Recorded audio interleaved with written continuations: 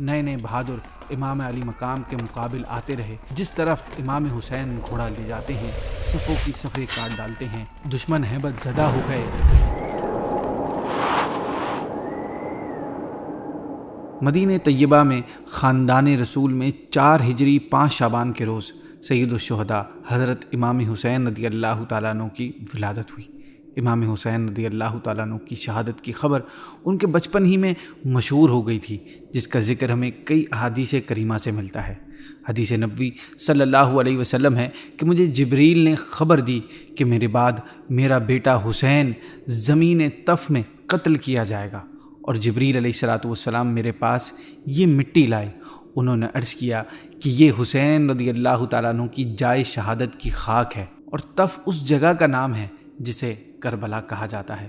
نبی کریم صلی اللہ علیہ وسلم مولا علی سیدہ فاطمۃ الزہرا کی تربیت میں پروان چڑھنے والے امام حسین رضی اللہ تعالیٰ عنہ کی دین سے محبت میں سرشار زندگی میں حالات اس وقت بدلنا شروع ہوئے جب حضرت امیر معاویہ رضی اللہ تعالیٰ عنہ کی وفات ہوئی اور یزید نے تخت سنبھالا۔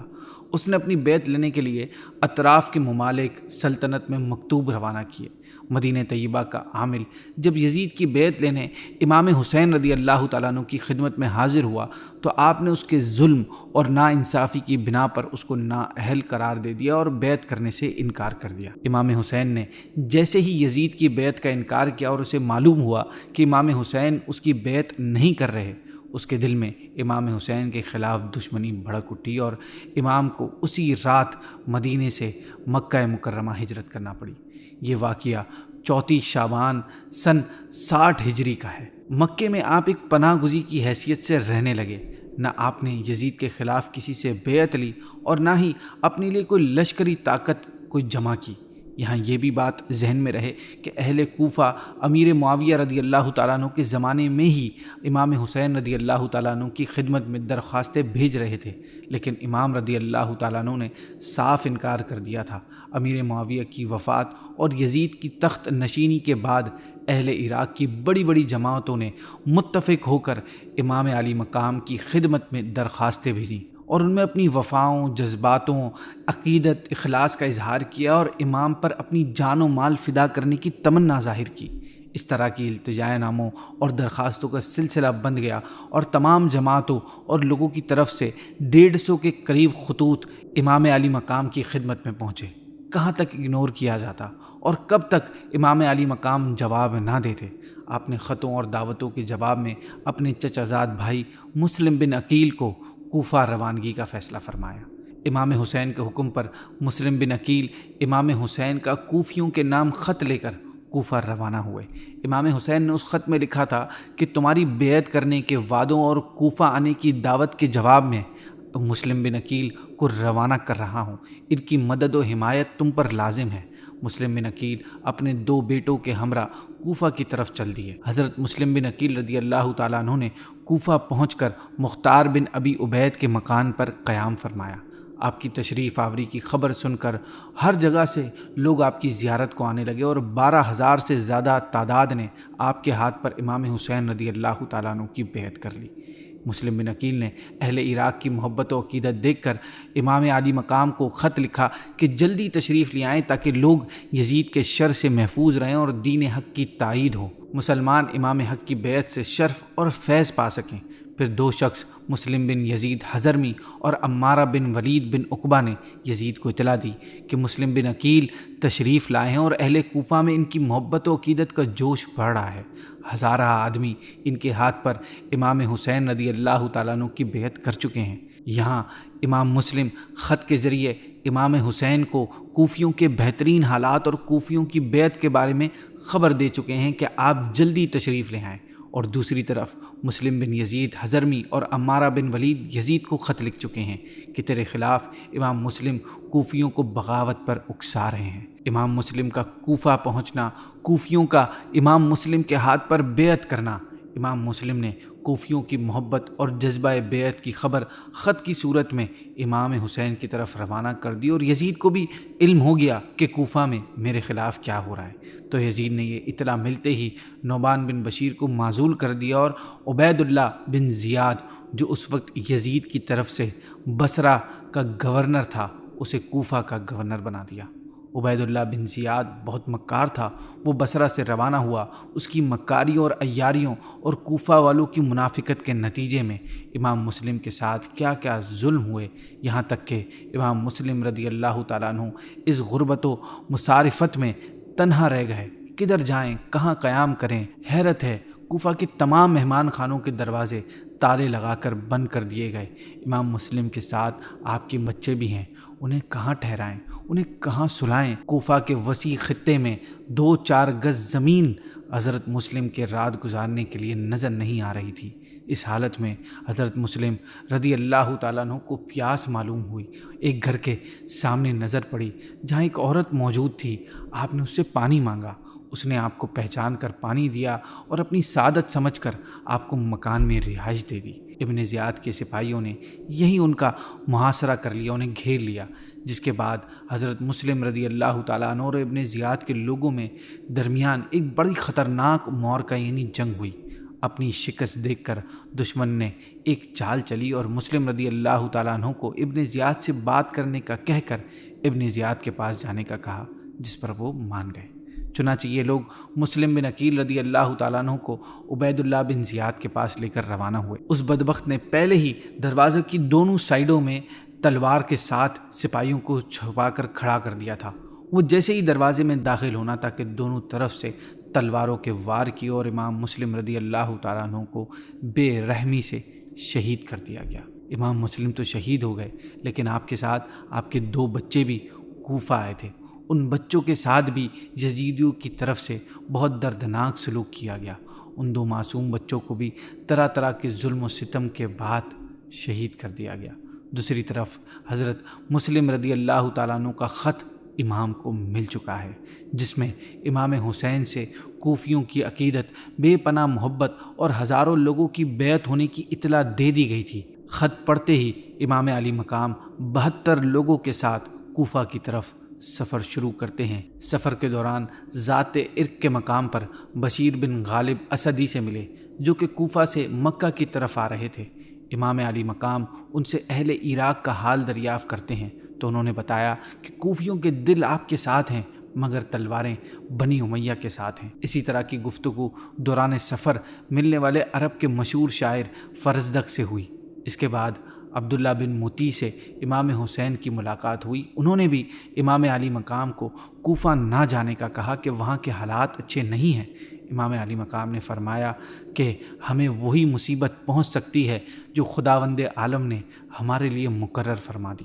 دوران سفر ہی امام علی مقام کو کوفیوں کی بدعہدی اور مسلم بن عقیل کی شہادت کی خبر مل گئی تھی، مگر امام حسین نے اپنا سفر نہیں روکا، وہ چلتے رہے، یہاں تک کہ جب کوفہ 2 منزل رہ گیا تب آپ کو حر بن یزید رہائی ملا۔ حر کے ساتھ ابن زیاد کے 1000 ہتھیاروں سے لیس سوار تھے۔ حر نے امام علی مقام سے عرض کی کہ اس کو ابن زیاد نے آپ کی طرف بھیجا ہے اور حکم دیا ہے کہ آپ کو اس کے پاس لے جایا جائے۔ حر نے یہ بھی ظاہر کیا کہ وہ مجبوری میں آیا۔ امام علی مقام نے حر سے فرمایا کہ میں اس شہر میں خود بخود نہیں آیا، بلکہ مجھے بلانے کے لیے اہل کوفہ نے بار بار پیغامات بھیجے ہیں۔ حر نے قسم کھا کر کہا کہ ہم کو اس کا کچھ علم نہیں کہ آپ کے پاس خط اور قاصد بھیجے گئے ہیں، میں آپ کو نہیں چھوڑ سکتا ہوں اور نہ ہی واپس جانے دے سکتا ہوں۔ حر کے دل میں خاندان نبوت اور اہل بیت کی عظمت ضرور تھی اور اس نے کئی نمازیں امام حسین کے پیچھے بھی ادا کی تھیں، لیکن وہ ابن زیاد کے حکم کی وجہ سے مجبور تھا اور اس کو یہ اندیشہ بھی تھا، آئیڈیا تھا کہ اگر میں نے امام علی مقام کے ساتھ کوئی بھی رعایت کی تو ابن زیاد کے سامنے یہ بات ظاہر ہو جائے گی، کیونکہ اس کے ساتھ 1000 لوگ کا لشکر بھی ہے۔ اس اندیشے اور خیال سے حر نے اپنی بات پر اڑے رہے اور انہیں جانے نہیں دیا، یہاں تک کہ امام علی مقام کو کوفے کے راستے سے ہٹا کر کربلا کی طرف جانے پر مجبور کر دیا۔ یہ دن 2 محرم 61 ہجری کا تھا۔ امام حسین نے میدان میں پہنچ کر اس جگہ کا نام پوچھا تو معلوم ہوا کہ اس جگہ کو کربلا کہتے ہیں۔ امام حسین کربلا سے واقف تھے اور آپ کو معلوم تھا کہ کربلا ہی وہ جگہ ہے جہاں اہل بیت رسالت کو راہ حق میں اپنے خون کی ندیاں بہانی ہوں گی۔ آپ کو انہی دنوں میں حضور صلی اللہ علیہ وسلم کی زیارت ہوئی۔ حضور صلی اللہ علیہ وسلم نے آپ کو شہادت کی خبر دی۔ اب ایک طرف تو امام حسین کے قافلے والے کچھ عارضی ٹیمپریری خیموں میں موجود ہیں، زندگی گزارنے کا کوئی خاص انتظام نہیں ہے، دوسری طرف 1000 کا ریڈی لشکر مقابلے کے لیے موجود ہے۔ اہل بیت کے خیمے اور یزیدیوں کا لشکر دریائے فرات کے قریب تھا، لیکن امام کے لشکر کو اس کا ایک قطرہ پہنچنا ہی انہوں نے مشکل کر دیا تھا۔ حالات اتنے خراب تھے کہ تلواروں، نیزوں اور یزیدی فوج کا شور ہی شور تھا ہر طرف۔ ایسے میں کیا سکون اور آرام۔ اسی دوران امام حسین کی خدمت میں ابن زیاد کا ایک خط پہنچا جس میں اس نے امام حسین سے یزید کی بیعت طلب کی تھی۔ امام حسین نے فرمایا کہ میرے پاس اس کا کوئی جواب نہیں ہے۔ اس سے ابن زیاد کا اور غصہ زیادہ ہو گیا۔ اس نے مزید لشکر اور مزید فوج ترتیب دیے اور ان لشکروں کا سپہ سالار عمر بن سعد کو بنا دیا۔ ابن زیاد ایک کے بعد ایک لشکر عمر بن سعد کے پاس بھیجتا رہا، یہاں تک کہ عمر بن سعد کے پاس 22,000 کا لشکر جمع ہو گیا۔ حیرت ناک بات یہ ہے کہ دنیا کی کسی جنگ میں ایسی مثال نہیں ملتی کہ کل 82 جانیں ہیں، 82 جانیں ہیں، اس میں بھی آدمی، بیویاں، بچے اور بیمار بھی ہیں، اور وہ جنگ کے لیے بھی نہیں آئے ہیں، جنگی سامان بھی نہیں ہے۔ ان کے مقابلے کے لیے 22,000 کی ریڈی فوج بھیجی گئی ہے۔ اسی پر بچ نہیں ہوئی، یزیدی فوج نے مجبوراً یہ بھی پلاننگ کی کہ لشکر امام حسین پر پانی بند کر دیا جائے، جس سے امام کے ساتھ آنے والے لوگ بھوک اور پیاس کے سبب کمزور پڑ جائیں اور پھر جنگ شروع کی جائے۔ 7 محرم سے اہل بیت پر پانی بند ہے اور آج 10 محرم ہو چکی ہے۔ اب دن ہے 10 محرم کا۔ یزیدی نہ شہر میں داخل ہونے دیتے ہیں، نہ واپس جانے دیتے ہیں، نہ ملک چھوڑنے پر ان کو تسلی ہوتی ہے۔ اس جنگ سے پیچھے ہٹنے کا کوئی طریقہ باقی نہ رہا تو اس وقت امام علی مقام نے اپنے خیموں کے گرد ایک خندق کھودنے کا حکم دیا۔ خندق کھودی گئی اور خیموں کی طرف آنے اور یہاں سے جانے کے لیے صرف ایک راستہ رکھا گیا جہاں سے نکل کر دشمنوں سے مقابلہ کیا جائے۔ خندق میں آگ جلا دی گئی تاکہ اہل خیمہ دشمنوں کی تکلیف سے محفوظ رہیں۔ اب 10ویں محرم کا قیامت نما دن آیا۔ جمعے کی صبح امام علی مقام نے اپنے تمام قریبی اہل بیت کے ساتھ فجر کے وقت اپنی عمر کی آخری نماز بعد جماعت نہایت ذوق و شوق کے ساتھ ادا فرمائی۔ حالات ایسے ہیں کہ سامنے 22,000 کا لشکر جانے لینے کو تیار ہو، جنگ کا نکارہ بجا دیا گیا ہو۔ ایسے میں امام علی مقام میدان جنگ میں تشریف لا کر ایک خطبہ دیتے ہیں۔ فرماتے ہیں، خون ناحق حرام اور غضب الہی کا سبب ہے۔ میں تمہیں آگاہ یعنی انفارم کرتا ہوں کہ تم اس گناہ میں مبتلا نہ ہو۔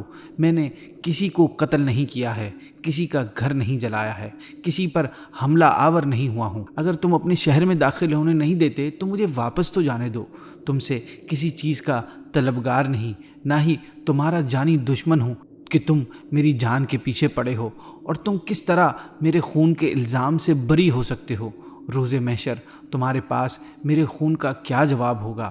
اپنا انجام سوچو اور اپنی عاقبت پر نظر ڈالو، پھر یہ بھی سمجھو کہ میں کون اور بارگاہ رسالت میں کس چشم کرم کا اہل ہوں۔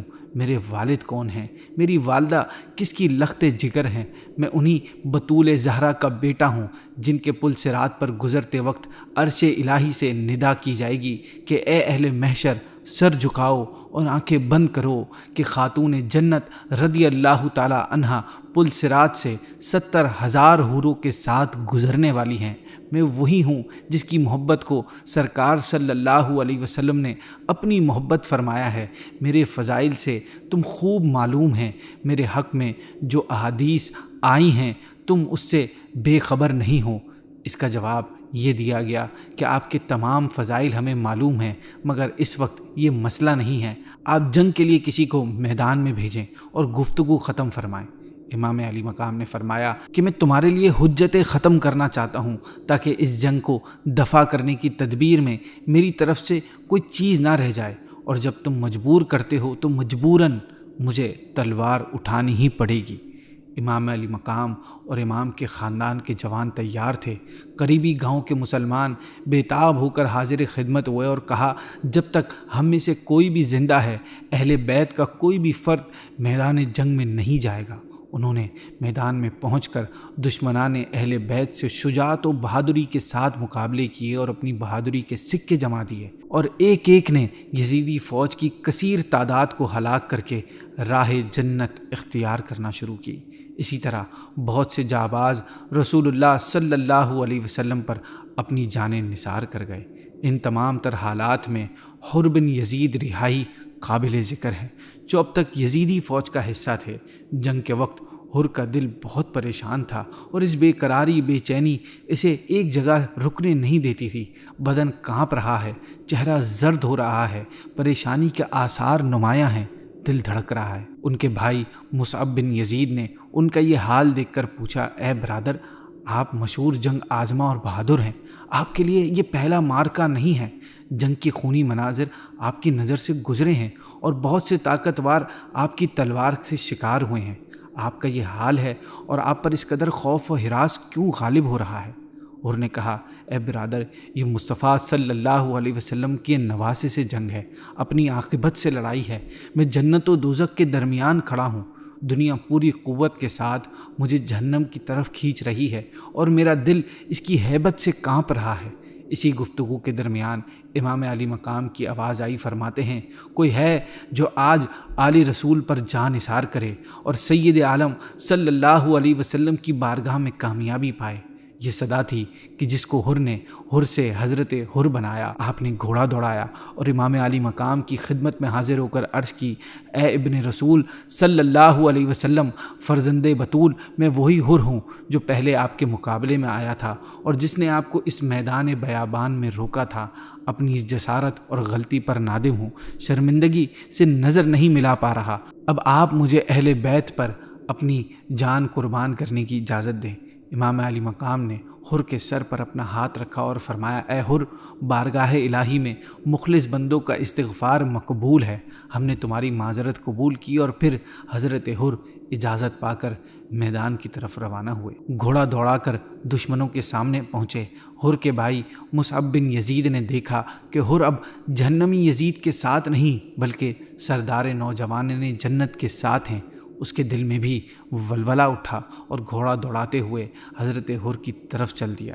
عمر بن سعد کے لشکر کو گمان ہوا کہ بھائی کے مقابلے کے لیے بھائی جا رہا ہے۔ جب میدان میں پہنچا، بھائی سے کہنے لگا، بھائی، تو نے مجھے جہنم میں جانے سے بچا لیا، میں بھی تیرے ساتھ ہوں اور رفاقت امام حسین کی سعادت حاصل کرنا چاہتا ہوں۔ یزیدی لشکر کو اس واقعے سے نہایت حیرانی ہوئی۔ یہ واقعہ دیکھ کر عمر بن سعد کے بدن پر لرزہ گھبراہٹ طاری ہو گئی۔ اس نے ایک بندے کو سلیکٹ کیا اور اس کے لیے بھیجا اور کہا کہ بہلا پسلا کر حر کو اپنے ساتھ واپس ملانے کی کوشش کرے اور اپنی چال بازی اور فریب کاری انتہا کو پہنچا دے، پھر بھی ناکامی ہو تو اس کا سر کاٹ کر لیا۔ وہ شخص چلا اور حر کے پاس آ کر کہنے لگا، اے حر، تیری عقل و دانائی پر ہم فخر کیا کرتے تھے، مگر آج تو نے کمال نادانی کی کہ اس بڑے لشکر سے نکل کر یزید کے انعام و اکرام کو ٹھوکر مار کر چند بے کس مسافروں کے ساتھ دے رہا ہے تو، جن کے پاس خشک روٹی کا ایک ٹکڑا اور پانی کا ایک قطرہ بھی نہیں ہے۔ تیری اس نادانی پر افسوس آتا ہے۔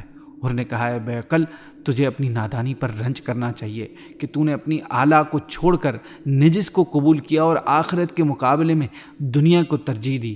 رضا رسول صلی اللہ علیہ وسلم سے بڑھ کر دنیا و آخرت میں کون سی دولت ہے؟ کہنے لگا، اے حر، یہ تو میں بھی خوب جانتا ہوں، لیکن ہم لوگ سپاہی ہیں اور آج دولت و مال یزید کے پاس ہے۔ حر نے کہا، اے کم ہمت، تیری اس بات پر لعنت۔ اب اس یزیدی شخص کو یقین ہو گیا کہ اس کی باتیں حر پر اثر نہیں کر سکتی۔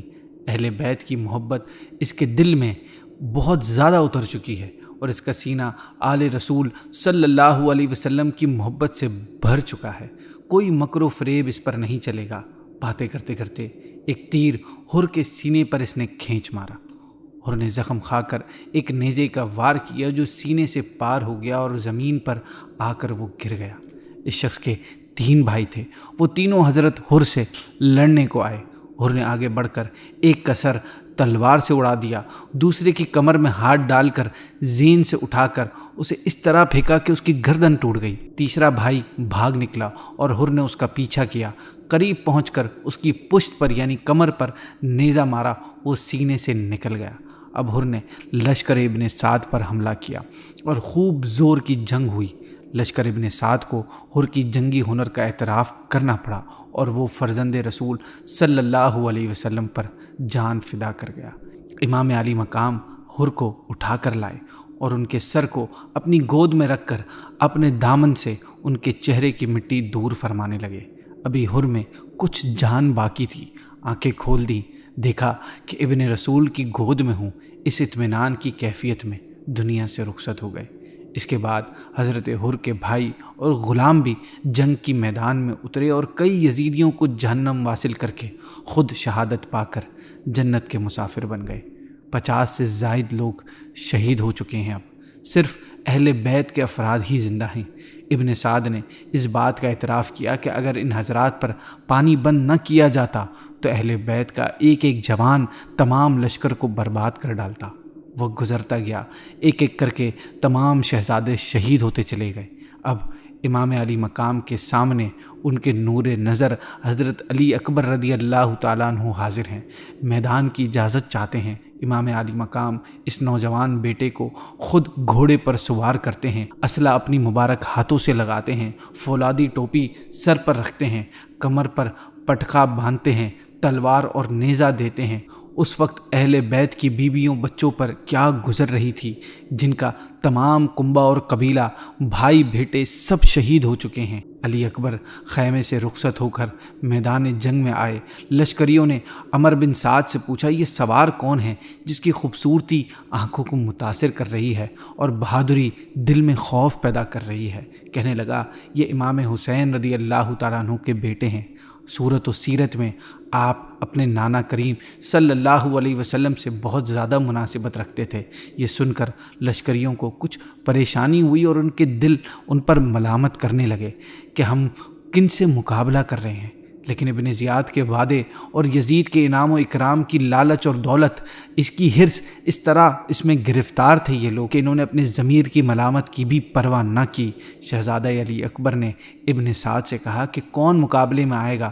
دشمنوں پر خاموشی طاری ہو گئی، کسی بہادر کا قدم نہ بڑھا۔ علی اکبر رضی اللہ عنہ نے پھر نعرہ مارا اور فرمایا، اے ظالموں، اگر زور بازوئے علی دیکھنا ہو تو میرے سامنے آؤ۔ کوئی نہ آیا تو امام علی اکبر نے دشمن کے لشکر پر حملہ کر دیا۔ جس طرف آپ حملہ کرتے یزیدی کے جسم زمین پر گرتے رہتے۔ یہ شہزادہ اہل بیت کا حملہ نہ تھا، عذاب الہی تھا۔ کئی دیر دھوپ میں جنگ کرتے کرتے امام علی اکبر واپسی خیمے کی طرف آئے اور امام حسین سے عرض کیا، ابا جان، پیاس لگی ہے، 3 دن سے پانی بند ہے، تیز دھوپ اور گرم ریگستان ہے، لوہے کے ہتھیار جو بدن پر لگے ہوئے ہیں وہ تمام سورج کی گرمی سے آگ ہو رہے ہیں۔ اگر اس وقت حلق ترک کرنے کے لیے چند قطرے مل جاتے تو شاید یزیدی میں سے کوئی میدان میں زندہ باقی نہ نظر آتا۔ شفیق باپ نے جانباز بیٹے کی پیاس دیکھی، مگر پانی کہاں تھا جو پیاس بجھاتا۔ امام نے اپنی انگوٹھی آپ کے ہونٹوں پر رکھ دی۔ اس سے علی اکبر کو کچھ سکون ملا۔ آپ دوبارہ میدان کی طرف چل دیے اور کہا، کوئی جان پر کھیلنے والا ہو تو سامنے آئے۔ عمر بن سعد نے طارق سے کہا، بڑے شرم کی بات ہے کہ اہل بیت کا اکیلا نوجوان میدان میں ہو اور تم ہزاروں کی تعداد میں ہو۔ اس نے پہلی مرتبہ بھی مد مقابل طلب کیا تو تمہاری جماعت میں کسی کو ہمت نہ ہوئی، پھر وہ آگے بڑھے تو صفوں کی صفیں دھرم بھرم کر ڈالی۔ بھوکا ہے، پیاسا ہے، دھوپ میں لڑتے لڑتے تھک گیا ہے، مقابلے کا کہہ رہا ہے اور کوئی مقابلے کے تیار نہیں ہے۔ تف ہے تمہاری بہادری کے دعوے پر۔ میدان میں پہنچ کر مقابلہ کر کے فتح حاصل کرو تو میں وعدہ کرتا ہوں کہ یہ کام انجام دے دیا تو عبداللہ بن زیاد سے تجھ کو موصل کی حکومت دلاؤں گا۔ طارق نے کہا، مجھے اندیشہ ہے اگر میں فرزند رسول اور اولاد بطول سے مقابلہ کر کے اپنی عاقبت بھی خراب کروں، پھر بھی تو اپنا وعدہ وفا نہ کرے تو میں نہ دنیا کا رہا نہ آخرت کا۔ ابن سعد نے قسم کھائی اور پختہ قول و اقرار کیا۔ اس پر حریص طارق موصل کی حکومت کی لالچ میں امام علی اکبر کے مقابلے کے لیے چلا۔ سامنے پہنچتے ہی شہزادے پر نیزے کا وار کیا۔ شہزادہ امام علی اکبر اس کا نیزہ رد فرما کر سینے پر ایک ایسا نیزہ مارا کہ طارق کی پیٹھ سے نکل گیا اور وہ ایک دم گھوڑے سے گر گیا۔ شہزادہ امام کی با کمال ہنرمندی گھوڑے کو ایڑ دے کر اس کو رون ڈالا اور ہڈیاں چکنا چور کر دیں۔ یہ دیکھ کر طارق کے بیٹے عمر بن طارق کو طیش آ گیا۔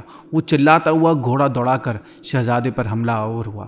شہزادے نے ایک ہی نیزے میں اس کا بھی کام تمام کر دیا۔ اس کے بعد اس کا بھائی طلحہ بن طارق اپنے باپ اور بھائی کا بدلہ لینے کے لیے آگ کے شعلے کی طرح شہزادے پر دوڑ پڑا۔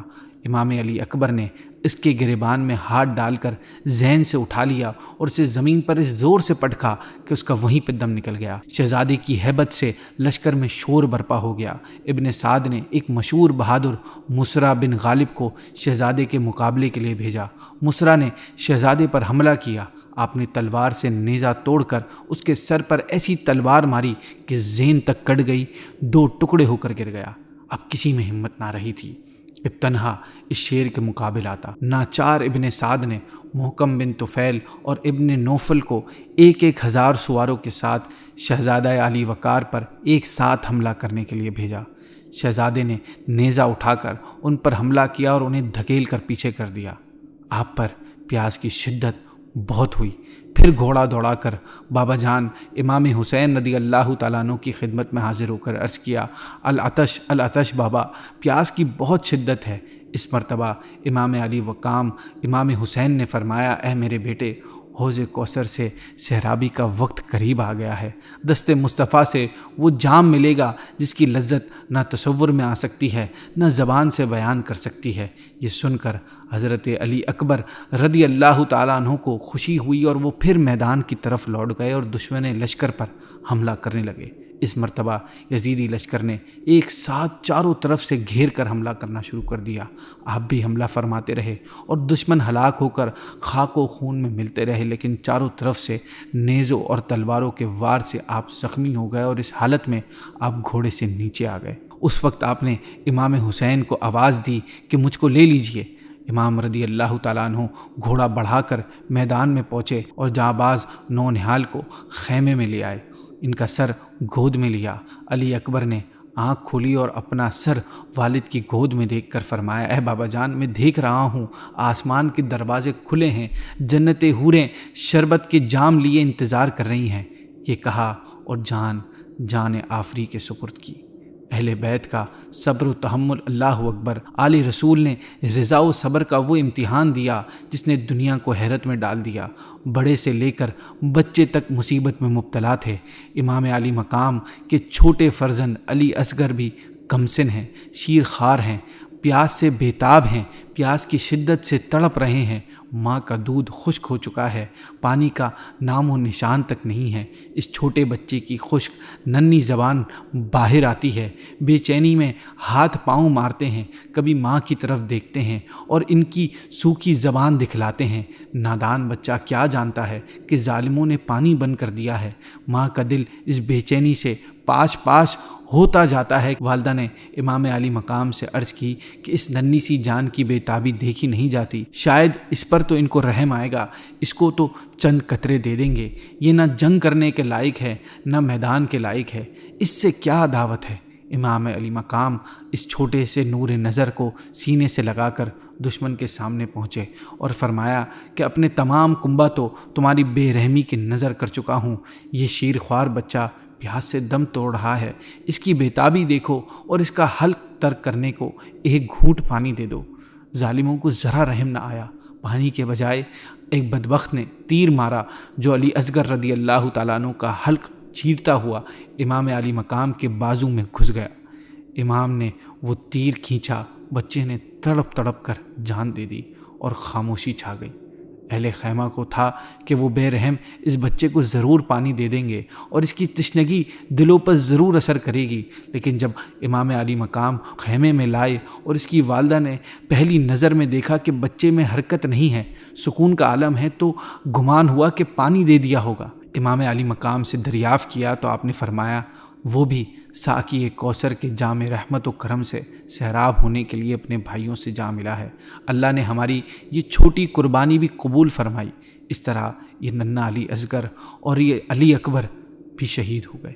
اب تنہا امام علی مقام اور ایک فرزند امام زین العابدین، وہ بھی بیمار اور ضعیف، باوجود اس کمزوری اور اس بیماری کے آپ خیمے سے باہر آئے اور امام علی مقام کو تنہا دیکھ کر میدان جنگ میں جانے اور اپنی جان نثار کرنے کے لیے نیزہ ہاتھ میں لیا، لیکن بیماری، سفر کی کوفت، بھوک و پیاس، متواتر بار بار روزانہ کے فاقوں اور پانی کی تکلیفوں سے کمزوری اس درجے تک تھی کہ کھڑے ہونے سے بدن لرزتا تھا۔ باوجود اس کے ہمت مردانہ کا یہ حال تھا کہ میدان جنگ میں جانے کو تیار ہیں۔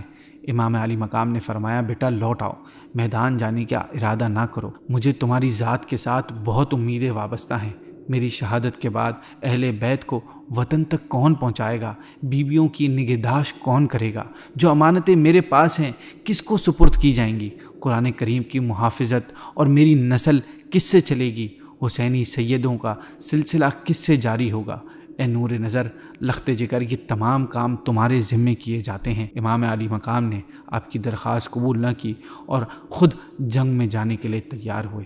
مصری چادر پہنے، امام رسول صلی اللہ علیہ وسلم سر پر باندھا، سید الشہداء امیر حمزہ رضی اللہ تعالیٰ عنہ کی ڈھال پشت پر رکھی، حضرت حیدر کرار کی تلوار ذوالفقار بھی ساتھ لی، امام جنگ میں جانے کے لیے گھوڑے پر سوار ہوئے۔ امام علی مقام میدان جنگ میں پہنچ چکے ہیں، دشمن کی فوجیں پہاڑوں کی طرح گھیرے ہوئے ہیں۔ میدان جنگ میں امام حسین نے ایک خطبہ دیا، اس میں حمد و صلات کے بعد فرمایا، اے قوم، خدا سے ڈرو جو مالک ہے سب کا، جان دینا، جان لینا سب اس کے قدرت و اختیار میں ہیں۔ اگر تم خدا عزوجل پر یقین رکھتے ہو اور میرے نانا جان حضرت محمد صلی اللہ علیہ وسلم پر ایمان لائے ہو تو ڈرو کہ قیامت کے دن میزان عدل قائم ہوگی، اعمال کا حساب کیا جائے گا۔ میرے والدین محشر میں اپنی آل کے بے گناہ خون کا مطالبہ کریں گے۔ حضور صلی اللہ علیہ وسلم جن کی شفاعت گناہ گاروں کی مغفرت کا ذریعہ ہے اور تمام مسلمان جن کی شفاعت کے امیدوار ہیں، وہ تم سے میرے اور میرے جان نثاروں کے خون ناحق کا بدلہ چاہیں گے۔ تم میرے اہل و عیال، عزیز و اقارب اور بچے، اصحاب اور غلام میں سے 70 سے زیادہ کو شہید کر چکے ہو، اب میرے قتل کا ارادہ رکھتے ہو، خبردار ہو جاؤ کہ عیش دنیا میں پائیداری نہیں۔ امام علی مقام کی زبان سے یہ کلمات سن کر کوفیوں میں بہت سے لوگ رو پڑے۔ دل سب کے جانتے تھے کہ امام مظلوم حق پر ہیں، لیکن شمر وغیرہ جیسے کچھ لوگ متاثر نہ ہوئے، بلکہ جب انہوں نے یہ دیکھا کہ لشکر پر امام علی مقام کی تقریر کا کچھ اثر ہو رہا ہے تو کہنے لگے، آپ یہ قصہ بیان کرنا چھوڑیں اور ابن زیاد کے پاس چل کر یزید کی بیعت کر لیجئے تو کوئی آپ سے جنگ نہیں کرے گا، ورنہ جنگ کے علاوہ کوئی اور راستہ نہیں ہے۔ امام علی مقام کو انجام معلوم تھا، لیکن یہ تقریر صرف حجت کرنے کے لیے فرمائی تھی کہ انہیں کوئی عذر ان کے پاس باقی نہ رہے۔ جب امام علی مقام نے اطمینان فرما لیا کہ وہ کسی طرح خون ناحق بہانے اور ظلم عظیم کرنے سے باز نہیں آئیں گے، تو امام علی مقام نے فرمایا کہ تم جو ارادہ رکھتے ہو پورا کرو اور جس کو میرے مقابلے کے لیے بھیجنا چاہتے ہو بھیجو۔ مشہور بہادر اور طاقتور سپاہیوں کو یزیدی فوج کے سربراہ نے سخت وقت کے لیے محفوظ کر رکھا تھا، میدان میں بھیجے گئے۔ ایک بے حیا ابن زہرا کے مقابل تلوار چمکاتا آتا ہے، آتے ہی امام علی مقام کی طرف تلوار کھینچتا ہے۔ ابھی ہاتھ ہی اٹھایا ہی تھا کہ امام علی مقام نے ضرب فرمائی، سر کٹ کر دور جا پڑا۔ دوسرا بڑھا اور چاہا کہ امام علی مقام کے مقابلے میں ہنرمندی کا اظہار کر کے سیاہ دلوں کی جماعت میں سرخروئی حاصل کرے۔